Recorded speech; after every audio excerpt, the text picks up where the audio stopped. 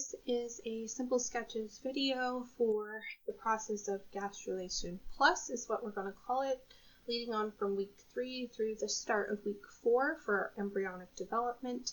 You can watch the previous video for the point that we left off on, talking about week 2 of development, the week of 2s, but this is going to really focus in on the process of gastrulation and the formation of additional layers of our early embryon, particularly the mesoderm layer. So, as always, this is a very simplified version and meant to be a simple schematic to help support your learning. So what we're going to do is we're going to start by just doing 2, 3, 4, because while the previous video focused on week 2 of development, we kind of need that information to help set the tone for what's going to happen in week 3 with the process of gastrulation, and then further development that will leave us off at the start of week 4 of development. So what we're going to do for the first 2 of these is draw a simple circle, a layer under it, and then another layer. And we'll do a similar drawing for week 3, adding an additional layer. So almost like we're stacking up a cake. And it's a little messy there, but remember, this isn't about perfect illustrations. It's about reinforcing the processes and the information behind the illustrations. We're also going to add kind of just a little curve here, curve here. We'll do the same here, just to remind ourselves that while we're focusing in on those structures, which are the developing embryo, this is all taking place in a greater context that we covered in our previous weeks. More specifically within the chorionic cavity and with the other structures, the extra embryonic structures that aren't the focus of this video series. So we've established kind of these really basic drawings we're going to use, and you can probably start to identify based on the previous videos what these structures are. But this is going to be our epiblast, and that's going to be our hypoblast layers. And so per usual with our use of color coordinating, we're going to draw that epiblast. So I'm kind of drawing it and trying to illustrate that 3-dimension aspect a little bit with showing the top of it. So we're almost looking at like an oblique angle down at the developing embryo. And then you can't see the bottom, but then this hypoblast cell layer. So remember, this is where we left off with week 2. And you can shade in here if you want. We have the amniotic cavity sitting above the epiblast layer, and then we have that yolk sac, the secondary yolk sac, sitting below the hypoblast layer. So we left off week 2 there. The big structure that's going to be important for us to know, that's going to take us from week 2 to week 3, is a structure called the primitive streak. So I'm drawing it there. I almost like to remember it because it kind of looks almost like a very slender pea the way I've drawn it. But the primitive streak is going to be a structure that forms in the epiblast layer of the embryo at the end of week 2, and that's going to be a key structure in driving the process of gastrulation. Gastrulation is the focus of this video and the key process that you're often expected to know from week 3 of development. So this primitive streak structure in the epiblast layer is going to send signals to the underlying epiblast that will tell it to go and form a new layer in between the epiblast and the hypoblast. So now we can move on to our next illustration. We can add our colors. As I said, that new layer is forming in the middle, so that's why we added another stack to our cake, so to speak.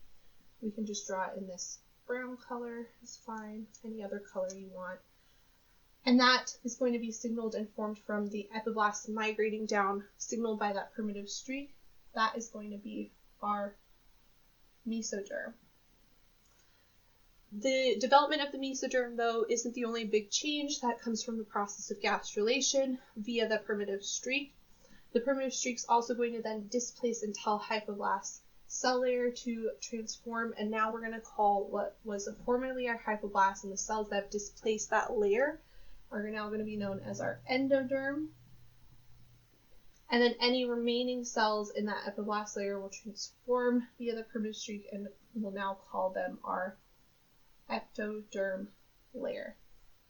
And these are three, so we can think back to three of our main germ layers, as we'll call them, that will give rise to essentially all of the tissues in the body via subsequent transformations. You can draw in a little primitive streak here. That structure will eventually degrade. It's a transient structure that's key for development, but we're going to leave it at that for our simple series.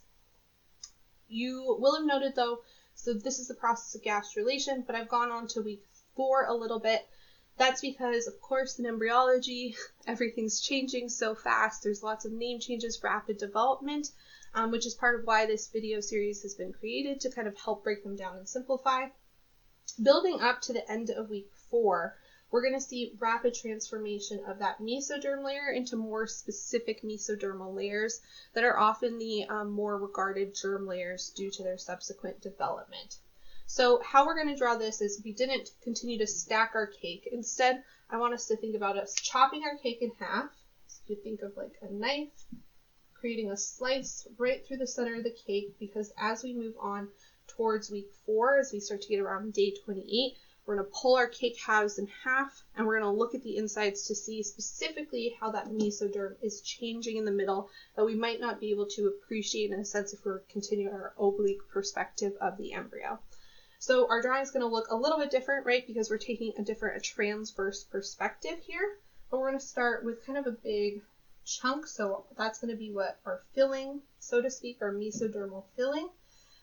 We would then have the little top and bottom layer aspects, so we can draw them in. I like to draw them like this, right, because we have those little lines signifying the extension of our amniotic cavity and our yolk sac.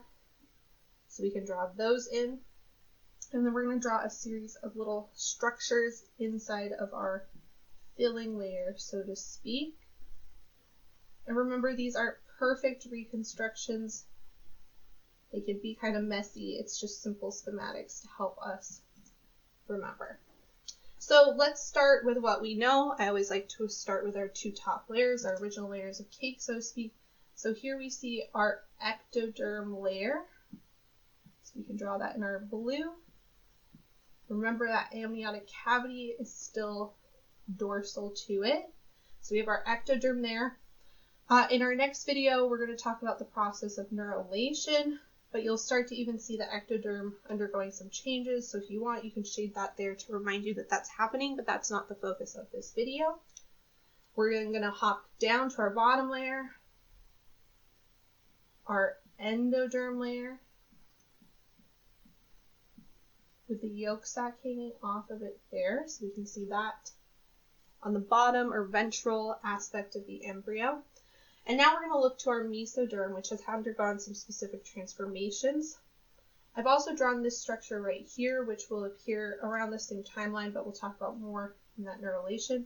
This is our notochord, a centralized important structure for neurulation, but I like to put it here anyway to remind us that that's kind of our center, our midline point, longitudinally on the embryo. On either side of that notochord, we're going to have a specialized form of our mesoderm. It's going to transform into what we call the paraxial mesoderm. Lateral to that, we're going to be seeing what we call specialized mesoderm called the intermediate mesoderm. So good way to remember these: paraxial, so on either side, the para to the axis of the embryo, intermediate in between the other 2 layers of our embryo, our mesoderm tissues, and then we'll have this kind of last layer here, which is on the lateral most aspect of the embryo. And as we saw, it kind of looks like a stack of plates, our cake-like structure. This is going to be our lateral plate mesoderm. And as we see there, I've kind of drawn a little section cut out. That's because the lateral plate mesoderm will fairly quickly transform into 2 specific types of lateral plate mesoderm, and those are going to be the somatic being on the top here, and our splayfic being on this kind of more bottom layer here, and those will move out in the subsequent directions during the process known as embryonic folding. So there you go, very quick, very simplistic summation of gastrulation and then the subsequent further development of the mesoderm layers, and this gets us about to the beginning of week 4. At this point as well, we'll start to see then subsequent development of the neural structures via neurulation, which we'll talk on in the next video, and the process known as embryonic folding. That's really going to give us that established embryonic shape, but we have all the basic tissues that will go on to eventually give rise to all structures within our developing embryo, which is pretty cool, all from some very simple basic layers, basically a fancy version of a cake or a sandwich that we've drawn here. So hopefully this video is helpful for making a simple schematic and simple walkthrough for the process of gastrulation plus. Oh, and as always, I'll be posting a prettier version for your viewing pleasure at the end of the video. Thanks for watching.